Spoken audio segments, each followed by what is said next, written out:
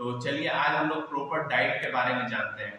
हमारा जो डाइट होना चाहिए वो प्रॉपर किस तरीके का होना चाहिए, बैलेंस डाइट जिसको बोलते हैं या हेल्दी डाइट जो बोलते हैं, एक तरह का संतुलित भोजन जो हमारा होना चाहिए वो कैसा होना चाहिए, उसमें क्या क्या होना चाहिए और किन किन बातों पर ध्यान देना चाहिए। तो बेसिकली आज हम लोग इसी पे बात करेंगे।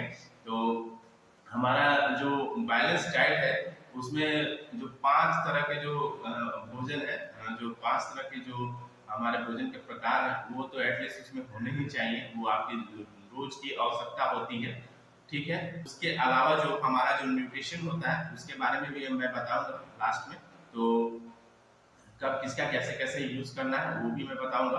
तो सबसे पहले जो 5 प्रकार के जो होते हैं उनका कितना कितना सही अमाउंट में, राइट अमाउंट आपका होना चाहिए, मतलब एक तरह से बैलेंस होना चाहिए। आपका जो डाइट है वो बैलेंस होना चाहिए, प्रॉपर होना चाहिए जितना आपके शरीर की रोज की आवश्यकता होती है। तो उसमें क्या क्या होना चाहिए, तो सबसे पहले तो फ्रूट्स होने चाहिए, जो फल वगैरह है वो होने चाहिए, वेजिटेबल्स होने चाहिए। ठीक है, जो सब्जियां वगैरह हैं या होल ग्रेन्स जो होते हैं, साबुत अनाज जो होते हैं वो होने चाहिए। लीन प्रोटीन होने चाहिए, डेली की आपकी ये रिक्वायरमेंट होती है। लीन प्रोटीन कहने का मतलब जिसमें वसाहीन प्रोटीन जो होता है, कम से कम जिसमें फैट हो।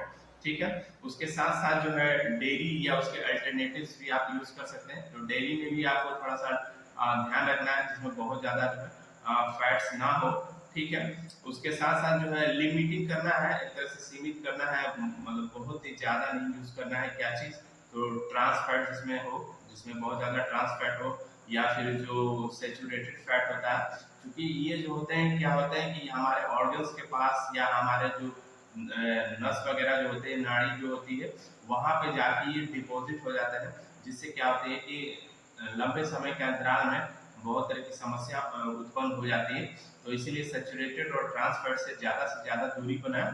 उसके साथ साथ जो है शुगर जो है या आप साल्ट यूज करते हैं तो उसको कंट्रोल वे में लें, मतलब कि एक लिमिट होना चाहिए, एक सर्टेन अमाउंट ही लेना है। डेली का जो कंजप्शन है, बहुत ज्यादा ना साल्ट लेना है ना बहुत ज्यादा जो है शुगर लेना है। जो आपका चीनी या नमक जिसको बोलते हैं, तो वो भी आपका कंट्रोल मैनर में होना चाहिए, एक अप्रोप्रिएट जो उसका है उतना होना चाहिए। ठीक है, आप जैसे कि ये जो फ्रूट्स और वेजिटेबल्स जो आप यूज करेंगे, तो आपका जो है कम से कम 5 तरह के जो है फल और सब्जियां आपका डेली का जो है कंजम्पशन की नीड होती है, मतलब रोज की रिक्वायरमेंट होती है। तो 5 तरह के फल और सब्जियां अगर आप ले रहे हैं तो उसमें आपको प्रचुर मात्रा में जो है विटामिन मिलेंगे, मिनरल्स मिलेंगे, और उसके साथ साथ जो है गुड फाइबर्स, फाइबर मिलेगा, सुलेबल इंसुलेबल दोनों फाइबर इसमें होता है। ठीक है, तो इसलिए जो है एटलीस्ट 5 तरह के जो है आपको फल और सब्जियां रोज खाने की आवश्यकता होती है। ठीक है, उसके बाद जो है होल ग्रेन्स जो आप ले रहे हैं, तो होल ग्रेन्स अगर ले रहे हैं तो जैसे अगर साबुत कोई भी अनाज आप ले रहे हैं, जैसे गेहूं वगैरह ले रहे हैं, साथ साथ जो है ब्राउन राइस अगर लेते हैं, भूरा चावल जिसको बोलते हैं वो, या कोई भी अनप्रोसेस जैसे रिफाइंड वगैरह है उसका कम से कम यूज करें, क्योंकि वो कहीं ना कहीं जो है हमारे हेल्थ को लेकर ज्यादा बेनिफिशियल नहीं होता। उसके साथ साथ जो है लीन प्रोटीन ले। लीन प्रोटीन आप कहाँ से ले सकते हैं, तो जैसे लीन मीट्स होता है आप वहां से ले सकते हैं, पोल्ट्री से जो मुर्गियां वगैरह होती हैं उनसे मिलता है, प्लस जो फिश, हम जो फिश खाते हैं, मछलियां जो लेते हैं खाते हैं, उससे मिल सकता है। बीन्स जो फलियां होती हैं उनसे आपको लीन प्रोटीन मिल जाएगा, प्लस एग से भी मिलता है, लेकिन एग के कंडीशन में थोड़ा सा ध्यान देने की जरूरत होती है, क्योंकि उसमें प्रोटीन के साथ साथ जो है कोलेस्ट्रॉल बहुत ज्यादा मात्रा में होता है, तो इस चीज पे भी ध्यान देना जरूरी होता है। उसके साथ साथ जो नट्स हम लेते हैं, बादाम वगैरह जो लेते हैं, बादाम आदि, उसमें आपको जो है मिल जाएगा लीन प्रोटीन। और उसके बाद जो है डेयरी या अल्टरनेटिव जो विकल्प, जो हम डेयरी या उसके विकल्प में जो जो उसमें से हम जो भी कंज्यूम कर रहे हैं, तो कोशिश करें कि वो लो फैट हो, उसमें कम से कम जो है वसा हो। उसको सोया मिल्क का यूज कर सकते हैं, जैसे मिल्क हम डेयरी का यूज कर रहे हैं उसके जगह पे सोया मिल्क वगैरह लें, तो वो ज्यादा बेनिफिशियल होता है। हालांकि इसलिए कोशिश करिए कि ज्यादा से ज्यादा जो है नेचुरल तरीके से, और ज्यादा से ज्यादा जो भी मिल्क के जो भी प्रोडक्ट हो वो ऐसा हो जो मतलब जिसमें डाउट ना हो, जिसमें मतलब आपको किसी तरह की कोई शंका ना हो, ताकि आप उसको जब कंज्यूम करें तो आपके हेल्थ बेनिफिट हो। उसके बाद जो है आप जब हेल्दी फैट्स ले रहे हैं तो हेल्दी फैट में कोशिश करना है कि अनसेचुरेटेड फैट ही कंज्यूम करना है। अनसेचुरेटेड फैट हमारे हार्ट हेल्थ के लिए, हमारे जॉइंट्स के लिए बहुत ही बेहतर होते हैं।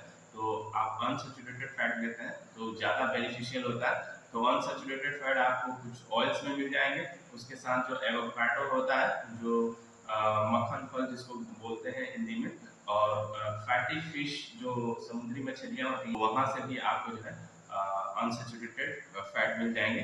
ठीक है।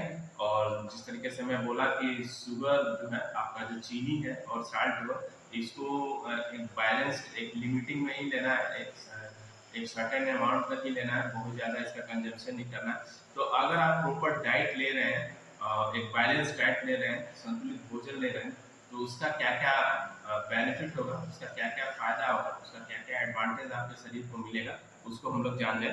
तो सबसे पहले तो आपका जो ओवरऑल जो हेल्थ है, जो आपका स्वास्थ्य है पूरे शरीर का, वो अच्छे तरीके से रहेगा।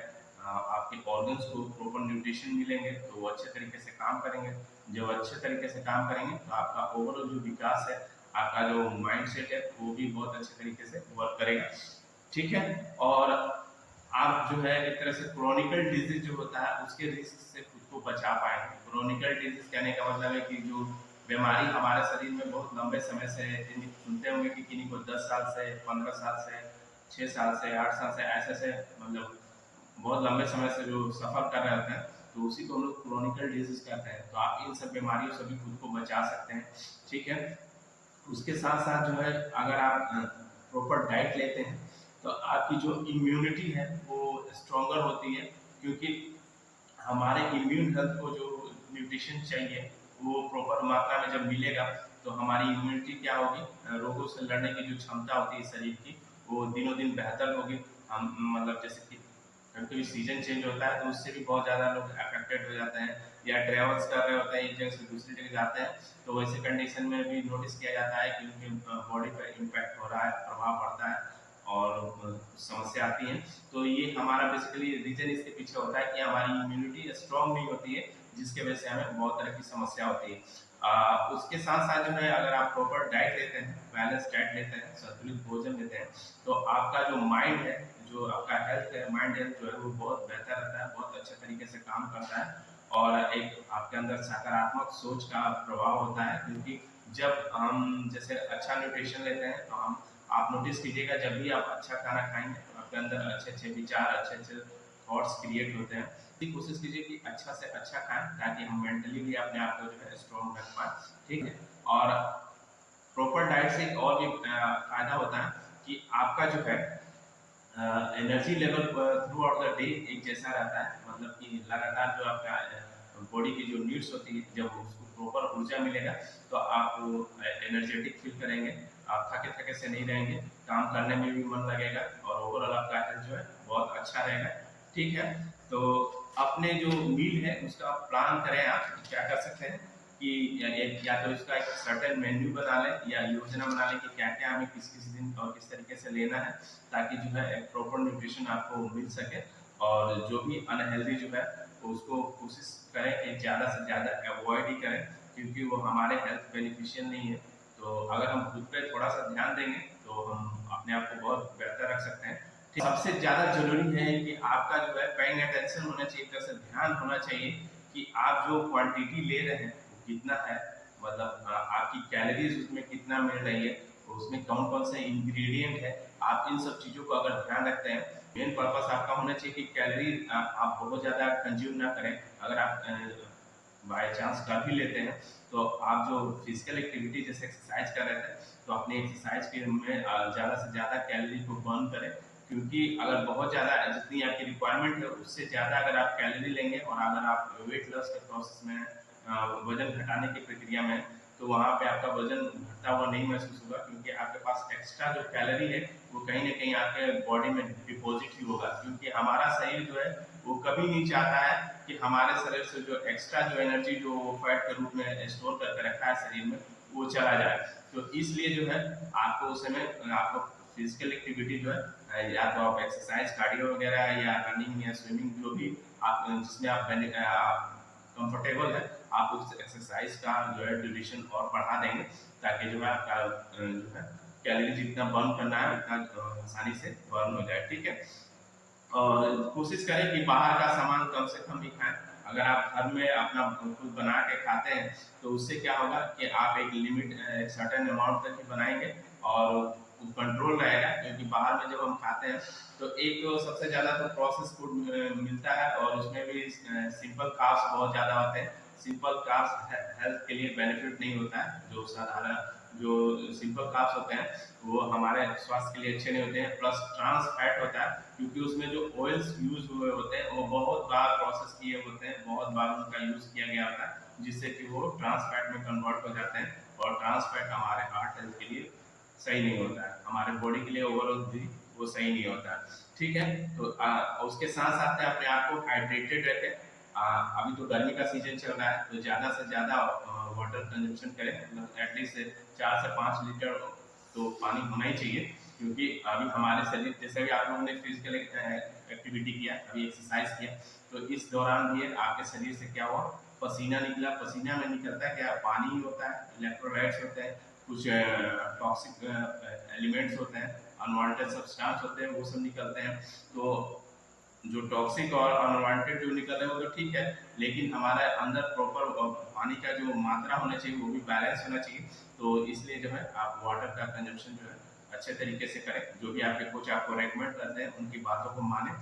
2 टाइम का जो सबसे अच्छा जो मील रिप्लेसमेंट होता है हमारा हर्बलाइफ का जो न्यूट्रिशन होता है, वो किसी तरह का कोई मेडिसिन नहीं है, ये एक प्रॉपर डाइट है, एक प्रॉपर बैलेंस डाइट जिसको बोल सकते हैं। बस खाली इसका फॉर्म चेंज हो गया है, मतलब पाउडर के फॉर्म में है, लिक्विड के फॉर्म में है, या टैबलेट के फॉर्म में है, लेकिन है ये आपका बैलेंस डाइट ही है, संतुलित भोजन ही है।